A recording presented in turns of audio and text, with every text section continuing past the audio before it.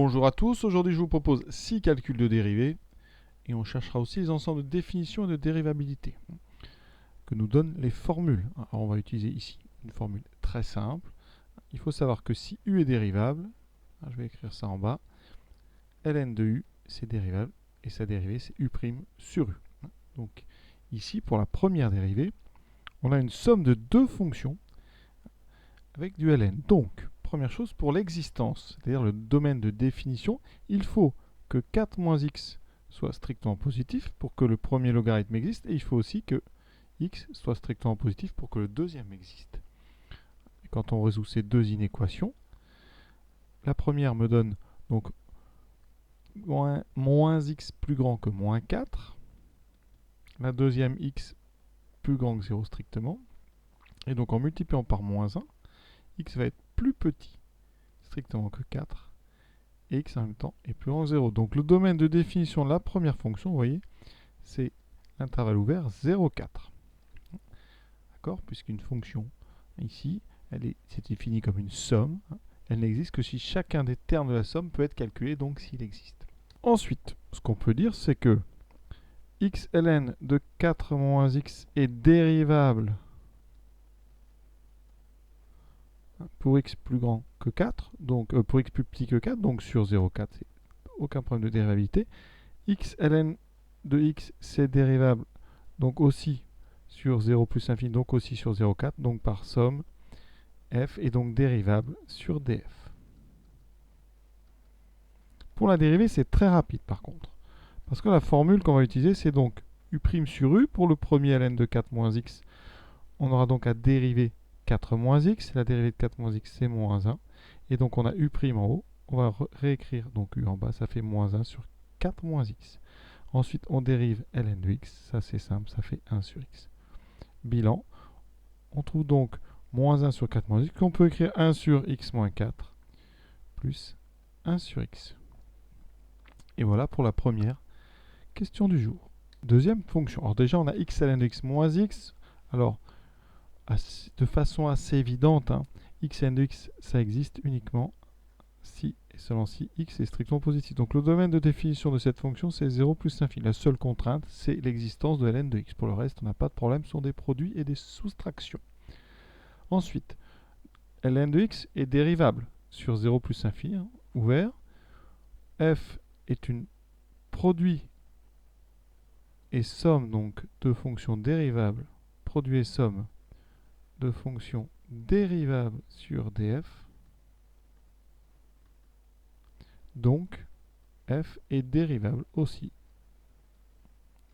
sur df. On peut donc appliquer toutes nos formules. Et ici, pour dériver f, on va utiliser la formule d'un produit. Je vais écrire f sous la forme u de x fois v de x moins x.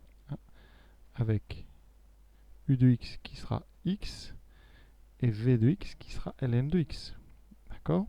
Je vais utiliser une formule de dérivation de produit, donc u fois v. U fois v', vous connaissez par cœur, ça fait u' fois v plus u fois v'. Donc j'ai besoin de dériver u et v, ça fait donc 1 sur x. On fait notre petit produit en croix, donc en commençant par u'. F' c'est donc une fois ln, donc ln de x, plus x fois 1 sur x. Et on n'oublie pas, c'est très important, parce que parfois on est concentré sur le produit, on n'oublie pas de dériver moins x, qui donnera donc moins 1. Ça donne ln de x plus x fois 1 sur x, ça fait 1. Moins 1, il reste donc ln de x. Une dérivée d'ailleurs assez classique, on a dû déjà la faire. Troisième dérivée. Alors notre troisième, j'ai déjà un petit peu rédigé. Ici, c'est x carré fois ln de x, et donc ce qu'on appelle un produit. D'accord?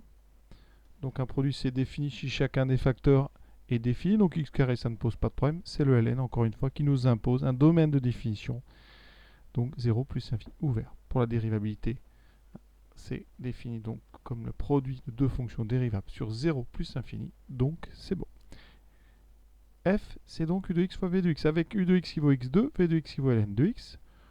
Je dérive donc u et v. J'ai besoin, je l'ai écrit en haut, de la dérivée d'un produit que vous connaissez absolument par cœur, donc u' v plus uv'.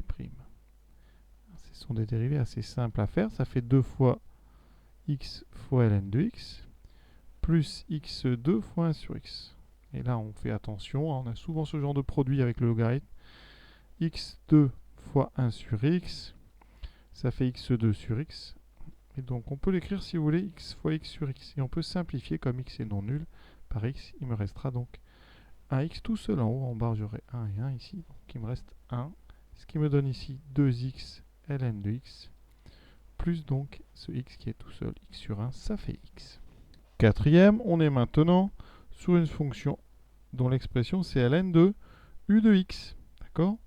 Ici on a 2x moins 5, ça veut dire qu'on a ln de u de x avec u de x qui vaut 2x moins 5. Pour que le logarithme existe, il faut que 2x moins 5 soit strictement positif. Hein, d'accord? On doit avoir 2x moins 5 positif, donc x plus grand que 5 demi. Le domaine de définition, c'est donc 5 demi plus l'infini. Ensuite, pour la dérivabilité, ln de u, c'est dérivable. Hein, ln de u est dérivable à deux conditions. D'abord, u doit être dérivable et u doit être strictement positif. D'accord?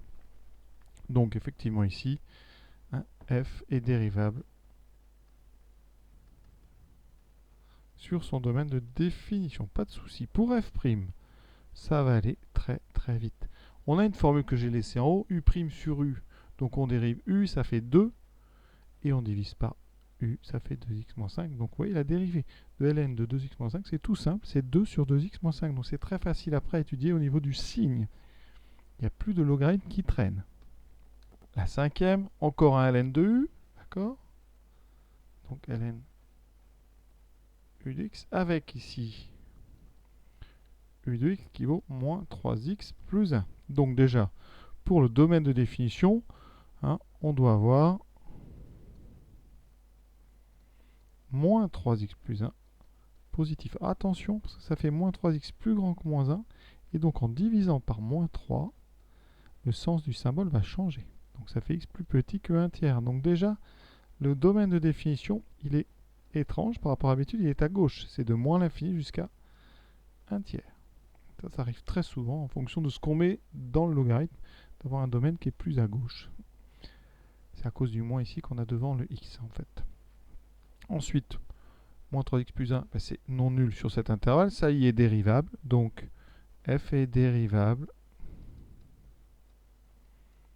sur moins l'infini 1 tiers. Dérivable parce que, j'aurais dû peut-être le dire tout à l'heure, c'est ce qu'on appelle une fonction composée.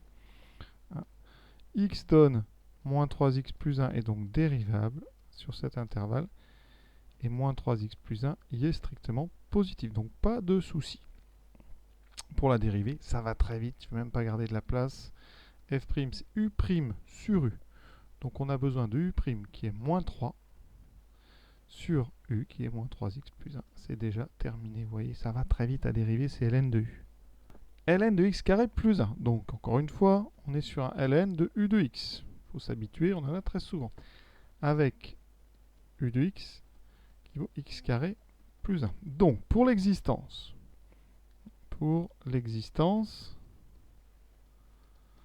on doit avoir x carré plus 1 strictement positif. Ce qu'on met dans le logarithme doit être un nombre strictement positif, sinon le logarithme n'existerait pas.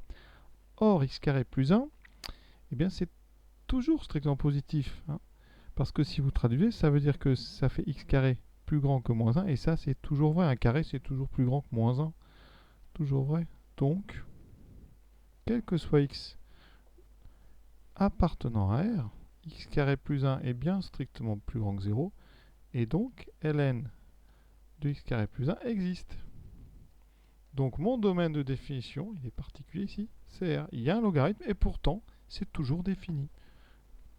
Pour la dérivabilité, x, la fonction qui a x associe x carré plus 1. C'est une fonction polynôme, c'est donc dérivable sur R. Et d'ailleurs, x carré plus 1 est toujours strictement positif. Donc, eh ben, on n'a pas de problème. Hein. F est dérivable aussi. Hein, sur R. Et la dérivée, comme je le dis depuis le début, c'est la dérivée d'un ln de u. C'est très rapide, il faut u' sur u avec u qui vaut x2 plus 1, ça fait donc 2x sur x2 plus 1. Et c'est déjà terminé. Voilà donc pour cette première partie de l'exercice 37. Je vous invite évidemment à faire la suite. Et voici les 5 prochains que je vous propose. Il y a un petit peu de tout, vraiment c'est pour s'entraîner comme ça, à bien apprendre à dériver et à savoir un petit peu intuitivement quand est-ce que c'est défini et dérivable. A bientôt, je vous souhaite une bonne fin de journée à tous.